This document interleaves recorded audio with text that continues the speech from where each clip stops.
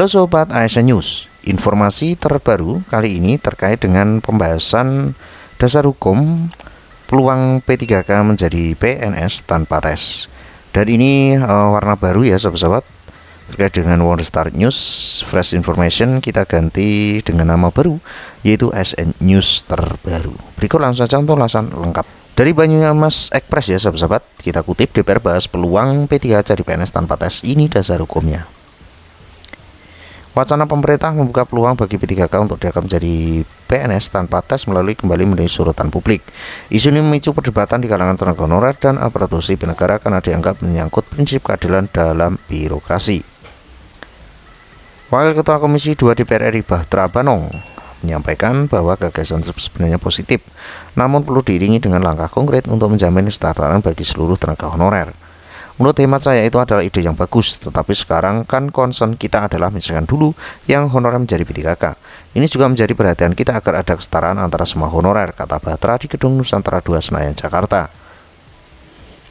Bahtera menegaskan bahwa setiap kebijakan terkait aparatur sipil negara harus berpijak pada asas keadilan agar tidak menimbulkan kesenjangan antara tenaga kerja pemerintah. Ia menilai transisi status dari honorer menjadi P3K dan selanjutnya menjadi PNS harus dilakukan secara terukur, transparan, dan sesuai dengan dasar hukum yang berlaku.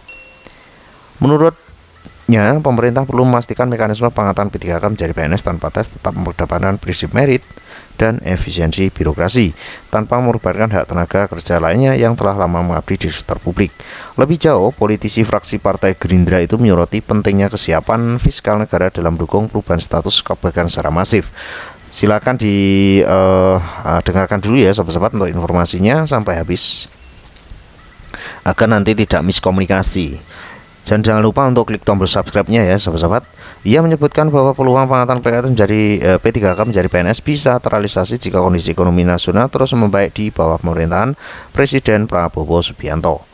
Mudah-mudahan ini di bawah kepemimpinan Pak Prabowo, ini pertumbuhan ekonomi bisa tumbuh di 8%. Artinya pendapatan negara kita juga makin meningkat kalau semua itu kita bisa diwujudkan. P3K tadi kalau mau dialihkan semua, dijadikan status adalah ASN, itu menurut saya bagus-bagus saja. Jadi kita beri support kepada pemerintah agar apa yang menjadi harapan bersama itu bisa terwujud, paparnya. Optimis tersebut, kata Bahtera. Berangkat dari proyek pertumbuhan ekonomi nasional yang dinilai akan menciptakan ruang fiskal lebih luas untuk meningkatkan kesejahteraan aparatur sipil negara. Ia percaya bahwa dengan meningkatnya pendapatan negara, pemerintah akan memiliki kemampuan lebih besar dalam mengalokasikan anggaran bagi peningkatan status dan kesejahteraan pegawai. Dalam konteks reformasi birokrasi, Bahtera juga menyoroti keberadaan lembaga pengawas yang memiliki peran penting dalam menjaga integritas sistem kepegawaian negara. Ia menekankan ya sahabat-sahabat untuk perlu memperkuat komisi atau KSN yang tengah juga diusulkan dari kejaksaan ya sahabat-sahabat,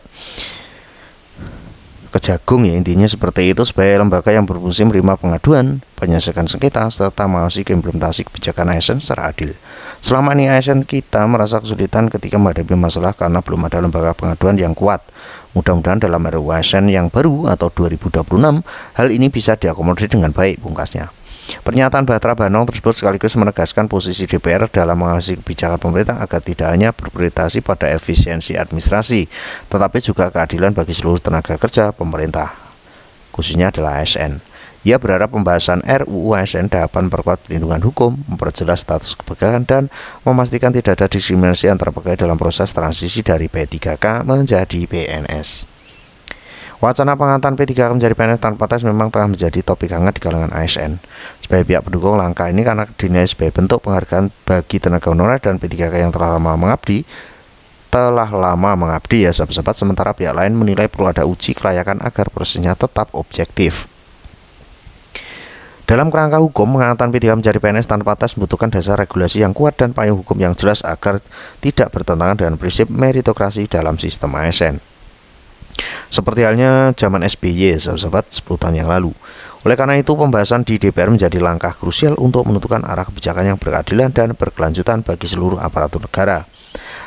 Dengan dorongan politik yang kuat dan pertumbuhan ekonomi yang solid, wacana pengangkatan P3K menjadi PNS tanpa tes berpotensi menjadi kebijakan strategis dalam memperkuat struktur birokrasi nasional. Namun demikian, prinsip keadilan, transparansi, dan kesiapan fiskal tetap harus menjadi pijakan utama agar perubahan ini tidak menimbulkan ketimpangan baru di tubuh ASN.